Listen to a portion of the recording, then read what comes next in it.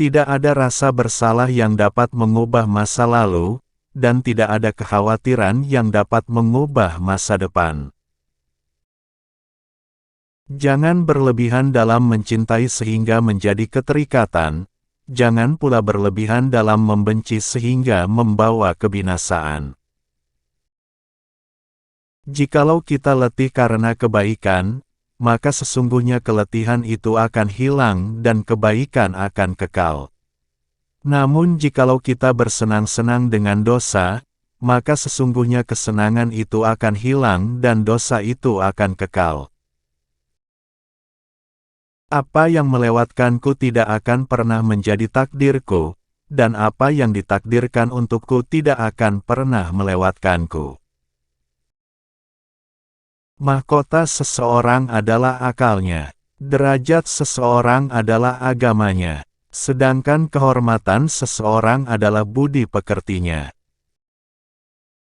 Kebajikan yang ringan adalah menunjukkan muka berseri-seri dan mengucapkan kata-kata lemah lembut. Aku khawatir akan datangnya hari di mana orang-orang yang tidak beriman merasa bangga dengan kedustaannya, sementara orang-orang yang beriman malu dengan keimanannya. Jangan bersedih atas apa yang telah berlalu, kecuali kalau itu bisa membuatmu bekerja lebih keras untuk apa yang akan datang. Ketahuilah sabar itu ada dua. Yang satu lebih utama daripada yang lain. Sabar pada waktu musibah itu baik. Yang lebih baik daripadanya lagi ialah sabar, menahan diri, dari yang diharamkan Allah. Jadilah orang yang bermartabat, jujur dan selalu menyampaikan kebenaran. Sabar adalah bahan ramuan paling menyehatkan dalam hidup kita. Berpegang teguhlah pada kebenaran, bahkan meski kebenaran itu akan membunuhmu. Jika pasanganmu sedang marah, maka kamu harus tenang. Karena ketika salah satunya adalah api, maka satu yang lainnya harus bisa menjadi air yang bisa meredam amarah itu. Lidah akan terus berkata jujur selagi hatinya ikhlas dan luhur. Cara terbaik untuk mengalahkan seseorang adalah mengalahkannya dengan kesopanan. Barang siapa yang jernih hatinya, akan diperbaiki pula oleh Allah pada apa yang nyata di wajahnya.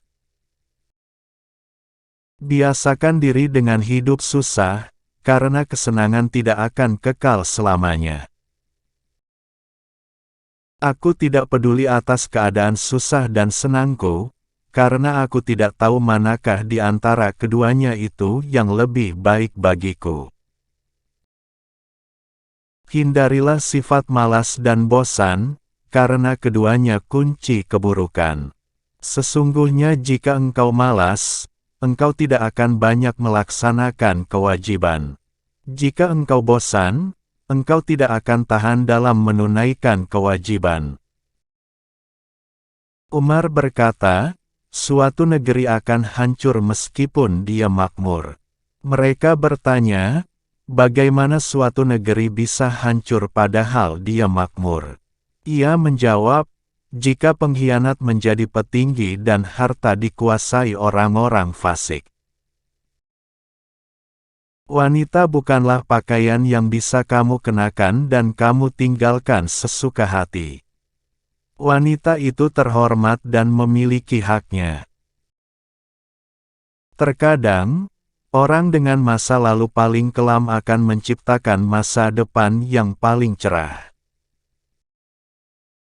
Janganlah kamu berburuk sangka dari kata-kata tidak baik yang keluar dari mulut saudaramu, sementara kamu masih bisa menemukan makna lain yang lebih baik. Aku tidak pernah sekalipun menyesali diamku, tetapi aku berkali-kali menyesali bicaraku. Jangan melupakan diri sendiri saat menyampaikan nasihat kepada orang lain.